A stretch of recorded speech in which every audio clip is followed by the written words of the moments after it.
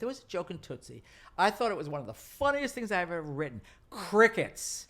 Audience never left. And I refused to cut that joke. I was like, no, I am keeping that joke. And all through previews, and Scott Ellis would say, girl, you got to cut that joke. And what? Do you remember the joke? Yeah, I do remember the joke. And then, in fact, Andy Grodelution, for opening night, gave everybody tote bags with that joke, with the punchline of that joke written on it. Oh, no way. And I refused to cut that joke. I loved it. And then the night that we froze the show, I gave in. I said, all right, I'll cut the joke. And then I put it back in for the tour, and it did not work, and I cut it for the tour as well. Oh, man. What was the joke? Can you tell us? Yeah, I got to remember.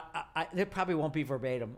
There was a character of Ron Carlisle, who was the director. Brilliant. He was brilliant. And he's trying to convince Julie that to go out with him, to be with him, and he goes to her house, and he shows up at her house in Act 2, and he's trying to plead his case, and he goes, something like,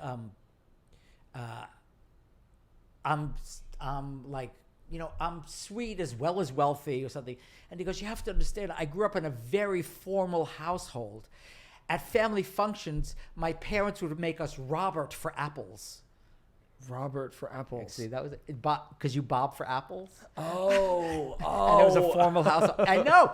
That's what the audience said. Sure. And you literally hear people in the audience go, what?